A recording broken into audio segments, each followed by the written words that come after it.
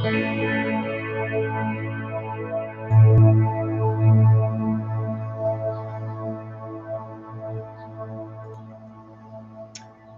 welcome, Maranatha and friends. It's so good to have everyone here with us tonight. I'm going to take a couple of minutes here and get some notes up because I am going to talk to us about our plans for the coming up for church. Hang on a second, a little difficulty here. Let me get rid of this here. Come on, get out of here. There we go. Okay. All right. I just need to be able to see what I'm doing here. Okay. So good to have everyone. Sorry for that little malfunction there. Let's see. What do I got going on? There we go. Okay. I'm in business now. I'm back in shape. It's good to see everyone tonight. And, I want to first start by mentioning to you, a couple of people called and they wondered if we were going to be having church now that President Trump deemed churches and houses of worship to be essential business, which nobody thinks they're more essential than I do. Church is very essential. But I do want to talk to you about it a little bit because what we need to understand is that as the president, he can deem houses of worship as being essential. But we are still subject to state government, and President Trump can't override state government. He can recommend and has recommended to all of the governors that they begin to open up houses of worship. But I want to talk to you about my feelings, regardless of what the government is doing or regardless of what's going on. And I did some research today to find some numbers of what's going on. The numbers are all over the place when it comes to this COVID-19, as far as how many are sick, how many are dying, how susceptible we are to it. Numbers are all over the place. So I did a little bit of research and I put together a couple of things. I just want to read some statistics to you. Right now, they tell us that there are 363,000 and change, almost 364,000 people in New York State with COVID-19. Just a hair over 29,000 people in New York State have died from COVID-19. In fact, I think, if I remember correctly, I think I read a statistic that told us that New York and New Jersey together accounts for half of America's deaths. So New York has really been hit hard, obviously, with New York City, with the area down there. I also think Governor Cuomo mishandled a few things, to be honest with you. There's the big discrepancy and the big thing about how he handled the nursing homes. I don't know. I don't know. He's obviously not going to take responsibility for it. He's not going to admit that he made mistakes like that. But I'll tell you what, if it was my mother or my father that was in a nursing home and they ended up dying because of sick people that were sent back to the nursing homes, I'd be upset. But let's leave that. That was a mistake. Let's give everybody the opportunity to make a wrong call, make a poor judgment call, and find out how many of us in hindsight would have done things differently. That said, 29,000 deaths, a little over 29,000 deaths in New York State. 64,000 people, a little over 64,000 have recovered from Corona already, over 64,000. And New York State has done 1.7, just shy of 1.8 million tests for people to determine how many have had COVID-19. The interesting thing is they're starting to find out, and I'll get to this in a little more detail, but they're starting to find out that a lot more people have had COVID-19 than what they thought, because they've started to do antibody tests, and they're finding out that it changes the numbers a little bit positively. So I'll talk about that in a minute. But 1.6 million people in the U.S. have, almost 1.7 million people in the U.S. have had COVID-19. Just shy of 100,000 people have died in the United States. 384,000, they tell us, have recovered. Out of 14 million, just shy of 15 million people that were tested, that got tested for COVID-19. Worldwide numbers, I'm not interested in giving out worldwide numbers right now. I'm interested in what we're doing here in America, and then especially what we're going to be doing in New York State. As far as church goes, I want to talk to you about what we're doing where church is concerned, what my feelings are about starting church, and how we're going to do all this. However, and I want to point this out, this is something that they're finding out now that I find very interesting, and a lot of people are finding it very interesting, that the figure of deaths that they put, what did I say here? Let's see, deaths in New York State, 29,300 deaths in New York State. That includes presumed COVID-19 deaths. And what do we mean by presumed? They counted people who died who had COVID-19, but didn't necessarily die of COVID-19. Anybody that died that they found COVID-19 in their system, they chalk that up as a COVID-19 death. That's not accurate. That's not an accurate way to determine how many people COVID-19 has taken the life of. So they're discovering all of these things, and it's really changing the numbers in a very positive way. And yet we still need to be careful. I'll explain why we still need to be careful here in just a moment. So when we look at the deaths, we look at the hospitalizations, and we look at all the other metrics that are in our area, and I'm talking about the capital region now, which they consider to be eight counties here in this capital region. In these 8 counties of the capital region, we have moved into phase number 1, and there's 4 phases, and we've moved into phase number 1 because of the positive results that we're now beginning to see. So we've moved into phase number 1, and we're looking forward to moving into phase number 2 and 3. Now, the problem here is that churches are lumped together with other venues where large crowds gather, like theaters and ballparks and things like that. And that gets lumped into phase 4. Okay, even though we're going to be taking some tremendous precautions, which I'm going to go over with you, but that gets lumped into phase 4. Retail stores can now open, real estate stores can now open, leasing offices, professional services, all of these things can open. And President Trump came out and said that churches can start holding church now, or that they're essential, which made you think churches can now start holding church. Now, here's what happened. I'm the type of person that I don't play it overly safe, but I'd rather play it too safe than to play it too risky. That's the kind of person I am. I'd rather wait and make sure, especially when, I miss being in church. You miss being in church. I know. We all miss being in church. But you know what? We're not the first generation to not be able to meet. You know, the early church had to secretly meet in homes. Do you know in other countries, communist China, do you know they hide in basements in small groups to have church? This is nothing new for God's church. It's new to us, but it's not new to God's church. So we're now ushered into God's church, and we're now in an area, and this isn't even religious persecution. Let's not go there right now. This is not, and I know I don't mean to be rambling, but there's so many things going through my mind. I know in the South, we've heard of churches that have rejected the orders to stay shut, and this is religious persecution, and this is our constitutional right, and we're going to hold church, and we're opening up our doors, and God bless them. God bless them. I pray that if you do that no one comes down sick in your service. I pray they don't. Here's my problem. Here's my issue. Here's why I'm playing it safe. And I know of churches in New York State that when President Trump made that proclamation, told their people we're going to hold church this Sunday, which would have been last Sunday. They're going to hold church. And then they found out that Governor Cuomo has not opened up the door like President Trump wanted him to. And Governor Cuomo came out and said, you can hold services, but not more than 10 people. Now, that is going to open a door for us. I'm going to talk about that in a few moments, but no more than 10 people. Now, our churches, we'd have to have 15 services a day on a Sunday to cover all the people if we can only have 10 at a time.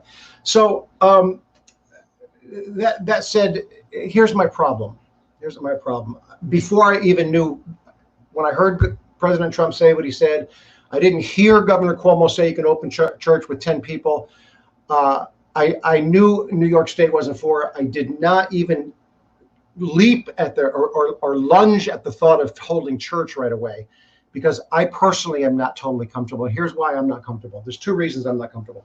The first reason is a business reason. Okay, if we held church and someone came in, a visitor came in, and they contracted or contacted, or however you would say it, COVID-19, they got sick. They came to our church service. They hadn't been anyplace else. They left their home. They'd been home for 2 months. They came to church. They went back home, and now they've got COVID-19. And they're going to blame us. They're going to blame our church service. They could sue Maranatha Ministries, all right? They could bring a lawsuit against the church, which we don't want to see ever happen for any reason. However, we are fully insured. Maranatha Ministries is fully insured for the case that someone gets hurt on our property, all kinds of, we have liability insurance.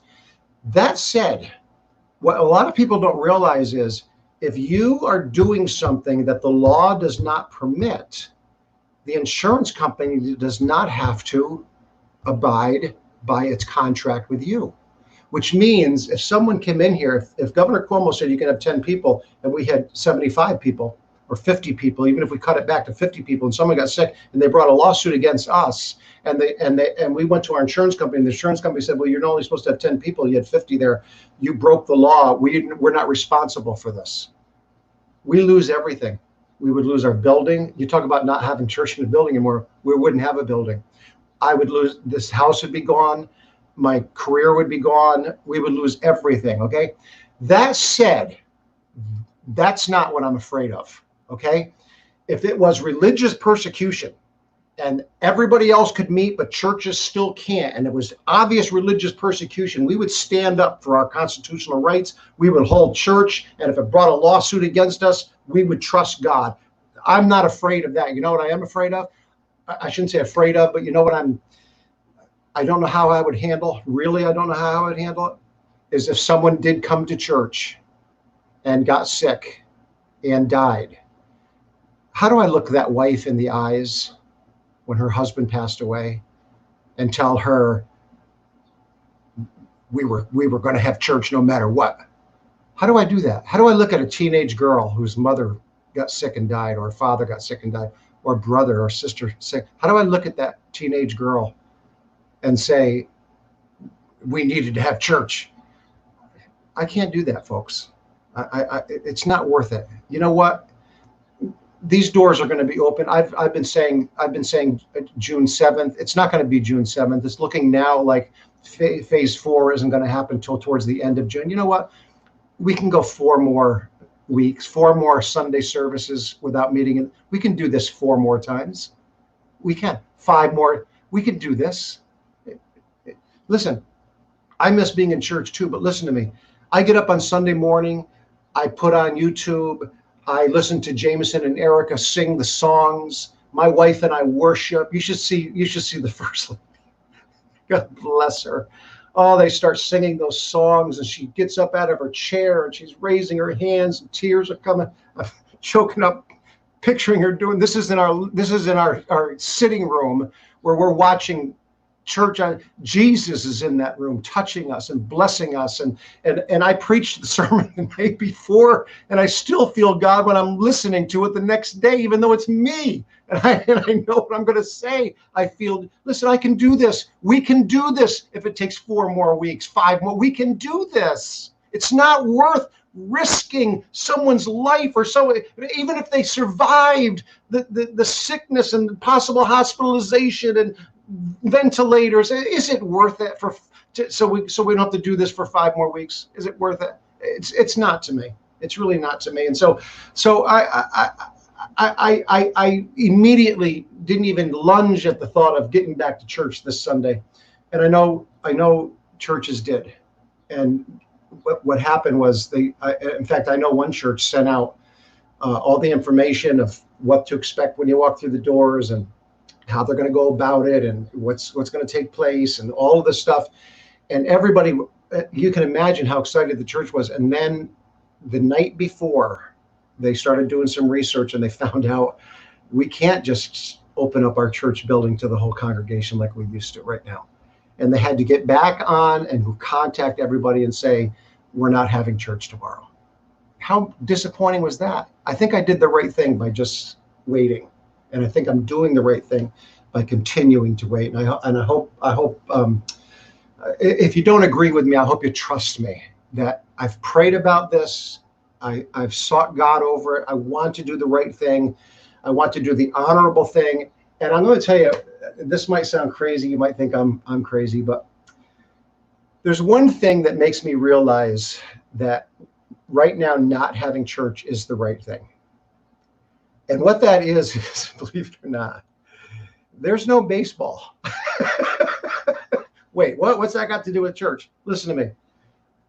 The government is all about money. The state governments, local governments, national governments, it's all about the money.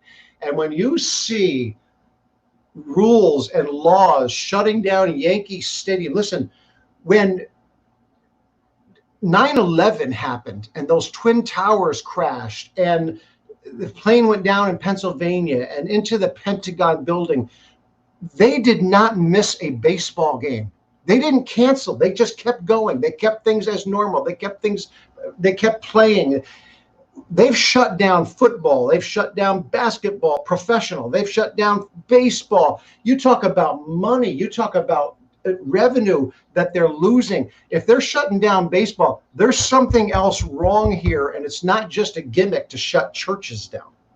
I don't believe that. I don't believe our government has reached the place yet where they're just trying to shut down churches. All right. So if baseball starts up and everybody's going and churches are still told they can't, we might take a different approach that day. We might stand up for our rights. If you can meet in a movie theater with 500 people to watch a movie, but you can't come to church, we might have issue with that. But that's not where we are right now. Okay, we're in a serious place. Now, the good news is, here's some of the good news I found out when I researched this. Because they are finding out that they're doing antibody testing now, not just COVID, not just to see if you have the disease. They're doing antibody testing to find out if you've had the disease. And they're finding out that many people have had the disease. Many of them didn't even know they had it. Many of them had no symptoms. They contacted, I don't know what the right word is there, whatever. Someone could put a word up, tell me if I should say contracted or contact, whatever. They had COVID-19 and didn't even know it. And so when they're doing all this, they're finding out, they thought the death rate of people with COVID-19 was somewhere in the 2.5, 2.7, up to some estimates up to 3.4% of people that get the disease die from it. Now they're finding out that so many people have had it that weren't counted, that they found out that the death rate is really much lower. In fact, it's anywhere from 0.2%. Instead of 3%, it's 0.2%. And in some counts, the way they count it, it's 0.02% of people die. Listen, one death is too many. I know one death is too many. But when you're talking about 0.2%, you're talking about flu deaths. You're talking about how many people die from the flu. Now, the problem with COVID-19, of course, and the difference between COVID and the flu is that COVID is much more easily transmitted. And that's the problem. Okay. So yes, as many people die from the flu as are dying from COVID, but so many more people are getting COVID than get the flu. So you end up with numerically, percentage-wise less, but numerically more deaths. And so we're concerned about one death. I'm concerned about every death, and I'm sure you are too. So here's some statistics that I came across. In the 8-county area, which they refer to as the capital region, there have been 18 new confirmed cases reported since yesterday, Tuesday.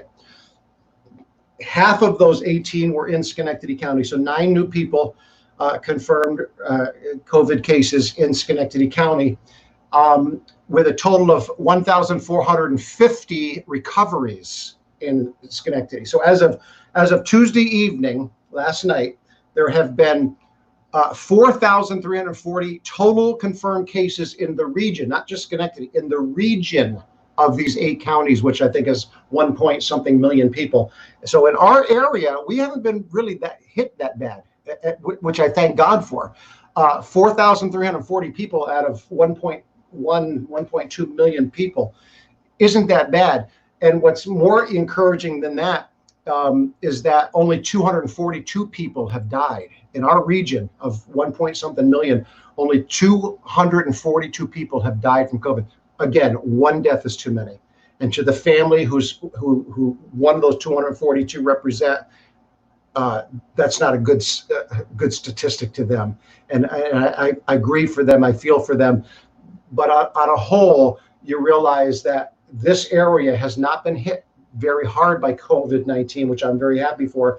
And I think a lot of the reason is because it really broke out in New York City, and I think the capital region really immediately started isolating, staying home.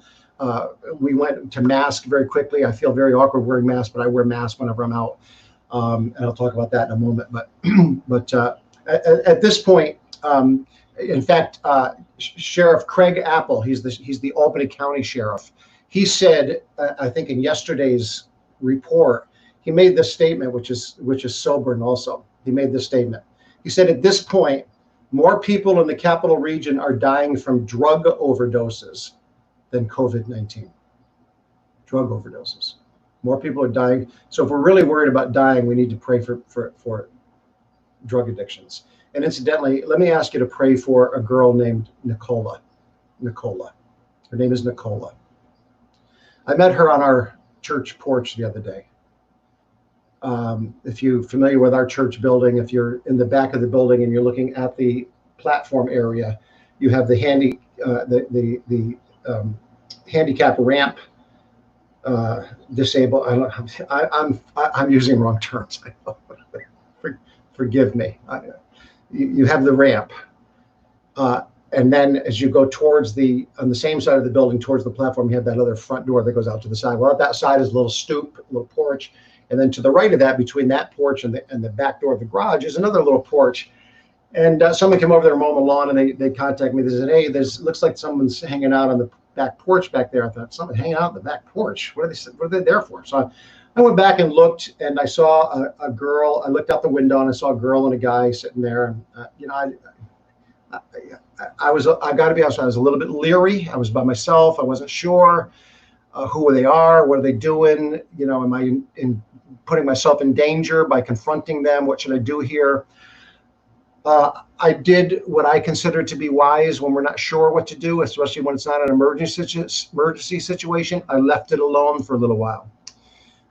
I went back and looked again, and I saw all over the porch where the girl especially was sitting, hypodermic needles. So I knew a lot of drugs were being done. Several hypodermic needles laying on the porch next to her. And I went home, and I went back to my house because we were getting ready to go out somewhere. And I thought, I probably should call the police. I probably shouldn't allow this to be going on. And as I was pondering what to do, I felt the Lord, and I thought, you know what? I was a drug addict, and I was an alcoholic. And somebody was not afraid to walk up to me and talk to me about the Lord. And so I thought, I don't know if I'm at risk or not, but I'm going to go talk to these people. So I went back over to the church. I walked out the door. I stuck my head out the door. I said, "Hey, how you doing?" And they looked at me, and I said, "I'm Pastor Rick Frank. I pastor the church here." And they, "Oh, we're just sitting here, taking a break because there's a tree there that shaded that one spot there from the sun." I said, "That's no problem." I said, "That's no problem." I said, what's your name?" She told me her name was Nicola. The guy there, his name was William. And I looked at what they were doing, and they were obviously, the hypodermic needles were all over. And I said, so what are you doing? I said, I want to tell you, I just want to tell you a little bit about my past. And I told them where I came from, how I was, what I did, what kind of drugs I was doing, how heavily involved in drinking I was. I said, "What are you doing here?" And she looked at me. She said, "No, heroin." And my heart just broke for her because she's trapped. And I told her about church. I told her she's welcome to come to church. I told her they live right in the area. They told me, I said, when we can get back in service, We're going to open our doors and you'll hear our music playing. I want you to come to church. I said, Jesus is the answer. Jesus can help you. And she told me she wished to give me a sister or an aunt or somebody that was sick and asked me to pray for them also. And listen, I don't know, but trust me, if a person walks in strung out on heroin, treat them with the love that Jesus treated the down and outers of his day, and that they treated me with. When Brother Smith, James Smith, met me for the first time, I was plastered, drunk out of my mind. And he sat there and talked with me and invited me to church and encouraged me and loved me. Even in my drunken stupor, he cared about me. Don't give somebody a cold shoulder because they're in bondage. So pray for Nicola and William. Would you pray for them? I pray that I've gone out there several times since then to see if I can connect with them again. They haven't been back.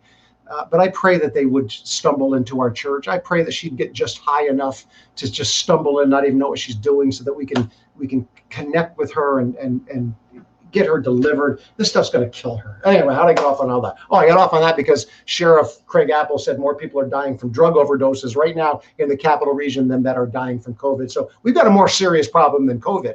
If you want to pray about something and worry about something, let's worry about the drug addicts. Okay, so here's where we are, and this is what we're going to do. We are going to open, and I'm thinking that it's looking more like towards the end of June. Now, early on, I was not just pulling June 7th out of the hat. There was professionals projecting that probably by June 7th we might be into stage 4, where churches would be able to meet back together. That's where I come up with that date. That wasn't off the top of my head. But things have changed since then, and it's now looking like it's going to go on to the end of June at least. But again, folks, listen to me. We are saints of the Most High God. Jesus is not limited to a church building. He is as close as the mention of his name, where he inhabits the praises of his people. If we come to him with a broken and a contrite heart, he will meet with us. We are not the first group of Christians that were unable to meet in a church building. It happened to them it happened in the first century. It's happening now in other countries, COVID or no COVID, people can't meet openly. We've got it made here. We can do this for 4 more weeks. You can do this for 4 more weeks, 5 more weeks if needed, or 6 more weeks if it takes it. We can do this. We are saints of God. Amen? We're saints of God. Okay, so here's what we're going to do. We are going to open, and the day we open, I'm so excited about this. We are going to open up. You ready? We're going to open up with 2 services. 2 services.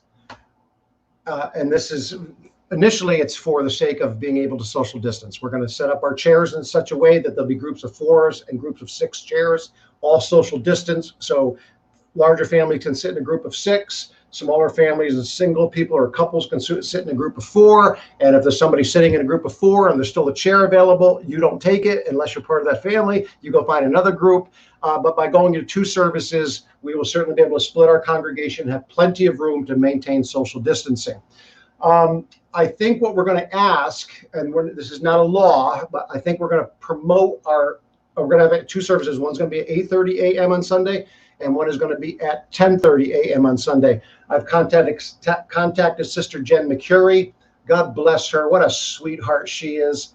I called her up. I don't know how people are going to react. I don't know if people are going to like anything or like what I'm doing. You never know if people are going to respond. And I called her up and I said, Jen, here's what we're thinking about doing. We want to go to 2 services, and we need music for the first service. And she's so good at being able to carry the load by herself. Her voice is she has such a beautiful, I just love, one of the things I missed this past winter, Jen was sick during the holidays, is I missed her singing "Oh Holy Night." But Jen is just such a beautiful singer. Her piano playing is so beautiful. And just to have her come in at 8:30 and I said, Jen, you can sing some of the old songs that you're so good at. And she just loved the idea. She was on board. There was no hesitation. whatever you need, and then I said, so you'll do the 8:30 service. And you know what she asked me? Here's what she asked me. She said, I'd be glad to do the 8:30 service. She said, Jen, if you're listening, I love you. I appreciate this attitude. Sorry. She said,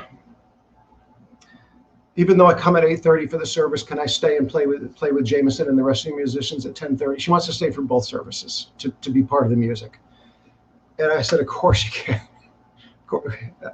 Just what do you say to that? The rest of you got to go home. The rest of you come at 8:30 service, you got to go home. But here's what we are thinking about doing. Okay, we're thinking about having an 8:30 service for 55 and older. If you're 55 and older, we want to encourage you to come to the 8:30 service. If you're 55 and younger, we want to encourage you to come to the 10:30 service. Now, that does not mean if you are 55 or older, you can't, your schedule doesn't work out, you can't come to church that day. You can come to the 10:30 service. And that doesn't mean if you're under 55 and your schedule is messed up and it works out better for you to come to the 8:30 service, you're welcome to come to the 8:30 service. We're not going to check your license at the door to see how old you are, whether, ID you at the door to see if you can come in. But we're trying to do this so that we tend to split up the congregation. We want to split up the congregation so that we have plenty of room to social distance. We will be opening the balcony. We will have the full downstairs, and with half of our, anywhere from half to 3/4 of our congregation or less, depending on how it goes, we will be able to have plenty of room so that we can all be social distance and not worry about spreading germs and viruses and COVID-19. Now, I'm not sure yet because so many things are changing so fast. I'm not sure the protocol we're going to use when we start up. Right now, some are suggesting that you get these, and we have them. If we need them, we have them. These laser temperature thermometers to take your temperature. Some have said you need to take temperatures at the door. I'm not sure we need to go that route. If we do, if that's what they recommend, we'll do it. It takes 2 seconds. We'll take your temperature. If you got a temperature, see ya. You're not coming in. When I'm not sure about that yet. I'm not sure that's what we're going to do. We'll see. I've noticed some of the churches in the South have opened up because the virus is more controlled in some of the southern states than it is up here in New York State. So they've already been the local governments have already allowed them to open churches. I have noticed, I've seen some of the videos of some of these church services. I've noticed that some are wearing masks. I've noticed that some are not wearing masks. I don't know yet what we'll require. If we'll require masks or not, I don't know, because so many things are changing. And a lot of things can change between now and 4 weeks from now. In the event that we have to wear masks, I will be wearing a mask when I'm back at the door. There will be no hugging. There'll be no handshaking. There will be, how you doing from 6 feet away? Welcome to Maranatha. So glad you're here. No one's going to hug your neck. No one's going to shake your hand. But we will be wearing, if it's deemed we need masks, I will be wearing a mask so that I can greet you as you're coming through the doors and say hi to you. That said, when I get up to the pulpit to preach, I will take my mask off. That is because you won't be able to hear. The microphone will not pick up the muffle through the mask. It'll just be horrible. But I will not leave the pulpit area. Once I'm up there preaching, I will not leave that pulpit area. And I will be at least 15 to 18 feet away from the nearest person. So plenty of not worrying about particulates being spread. We will probably not be having altar calls, or at least not in the altar. I'm not saying we won't have a time to let the message get into our hearts, but we will not be inviting everybody to come to the altar for obvious reasons. We don't want you standing up there next to each other. We will have plenty of hand sanitizer available in the new welcome center that you're going to see when you get to the church. We put together a new welcome center in the back. I think you're going to love it. There'll be plenty of hand sanitizer back there. Plenty of soap in the bathrooms. Obviously, we encourage you to wash your hands frequently, wash your hands regularly. Take care of yourself. Here's what I'm excited about. We have talked, some of us on my inner circle about where we talk about church growth and plans for the future. We have talked about building up the work and then splitting into 2 services, packing out the building till you can't fit anymore, and then go into 2 services. I think we are never going to go back to 1 service. That's what I think. I think we are going to start off with 2 services as soon as we open the doors. And all of a sudden, see, here's what happened. You have the building packed out, you got people up in the balcony and the place is hopping and popping. All of a sudden you cut that in half and you show up at church and you feel like nobody's here and there's like this letdown. Listen, with COVID-19, we get in the house of God. If there's 17 people there, we're going to rejoice and shout the victory that we're in church. So all of a sudden, all this empty space, it looks beautiful because somebody's sitting there. You know how long I've been preaching to empty chairs? So just if 17 people were there, it'd be great. So why go back to 1? I believe we're just going to keep building up both services until the house is packed with both people. Then we got to branch out into other buildings and other areas of the capital region, and we're off and running. But I think this COVID-19, a lot of good is going to come out of this. I think a lot of good is going to come out of this. One of the things that is coming out of it and will continue to come out of it is this Maranatha Live. I'm going to continue to do Maranatha Live every Wednesday night, even when we're having church. I'm going to use it to talk about some things that are on my heart from time to time. I will use it to expound, maybe sometimes expound a little bit more on the message that I preached on Sunday. Incidentally, I want to stress, if you are not comfortable, even when we do open the doors, if you are elderly or young, doesn't matter. If you personally are not comfortable coming into a building to have church, please stay home. You will not offend us because we are still going to be putting the services up on YouTube. All the services will be up. I don't know if it'll be the morning service or the later. I don't know if it'll be the 8:30 or the 10:30 service. I don't know how I'm going to determine which one. I don't know if it's we're just going to put the first one up, or if I'm going to wait till I'm done and decide which message I'm going to preach the same message, by the way, in both services. Same message. Same message. Maybe I'll wait to see which sermon I preach better. Sometimes the first time you preach it is the best. You try to redo it. You can't do it as good. Sometimes you learn your mistakes from the first one. You do better the second time. I don't know how we're going to do it, but the good news is if I decide to put the best sermon up, the one that I preached the best at, if you were at the service where I didn't do that, you get to hear the best version. Everybody's going to hear what I consider to be the best version, if I even go that route. I don't know what route I'm going to go. I've got other people I want to talk to and find out what they think. But we will be putting one of the services up on YouTube. It will not be at 10:30 because obviously we're still holding service at the time. So if you're not comfortable coming, you're not sure, you're elderly, you don't want to risk it. You're not elderly, you don't want to risk it. No one's going to be offended. We will stay in contact with you. We will not consider you a backslider because you stopped coming to church. When you feel safe, you come. And until then, our services will be on YouTube for you to see the services, along with the song service. We will be putting song services from the church onto YouTube. So it's going to be a great time. I'm going to continue Wednesday night Facebook Live, or not Facebook Live, Facebook Live, yes, but YouTube Live. Maranatha Live is what I'm actually calling it because we're now broadcasting to YouTube and Facebook at the same time. So I'll be doing Wednesday night Maranatha Live sessions and whatever's on my heart, whether I want to talk about something different or if I want to expound a little bit more on the sermon I preached this past Sunday. That's what I'm going to be doing. One more thing I want to mention that I'm so excited about that came out of this COVID-19, and that is the open door of online seminars. I'm doing research right now on how to have invite people into a seminar.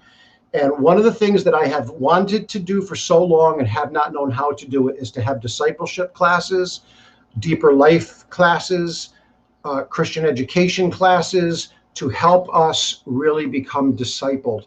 But when do you do it? On a weeknight? You have kids come home from school, dinners to make. You can't leave your house and come back to church.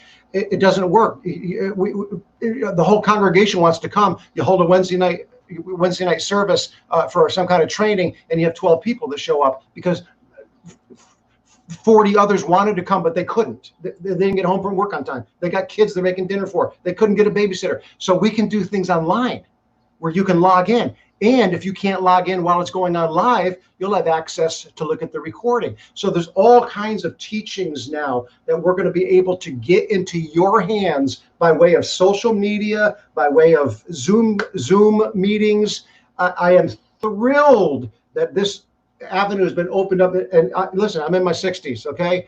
Some of you are thinking, duh, we've known about this for the last, how many years?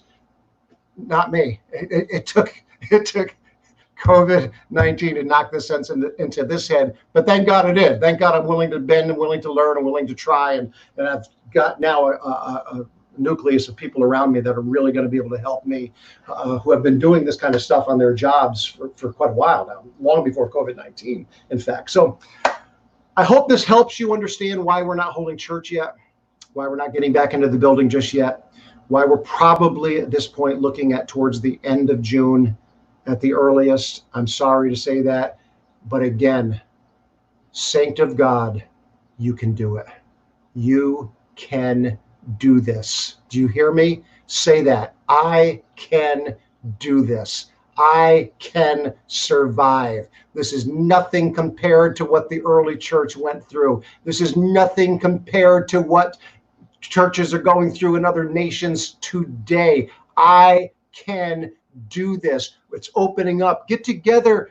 The weather's beautiful. Call up a family. Go sit in their backyard and have a cookout. We got our family together on Sunday before Memorial Day, and we sat out in Liz and Joe's backyard. Just family. The kids playing in the yard. We're out. You know how they say outdoors. It's very hard to contact or contract. Again, I don't know what word to use. It's very hard to get COVID-19 outdoors. It doesn't transfer well outdoors. Isn't that a beautiful thing? Isn't that a wonderful thing? You can go outdoors. You can invite a family over. Don't bring them in your house. Tell them to come on in the backyard. Throw some burgers on the grill. Sit 6 feet apart. Laugh, talk together, pray together. We can do all of these things, and we can make it until we get back into the church. Amen. Pray about our church services. Pray about 2 services. Pray they both continue to grow and expand. Pray new souls come in. Pray people that are hungry for God will start coming back to the house of God. Pray for Nicola, that God delivers her soul from the devil of heroin addiction. Pray for her. I looked in her eyes as I talked to her, and I said, girl, when I was your age, it was different drugs, but I was doing the same stuff.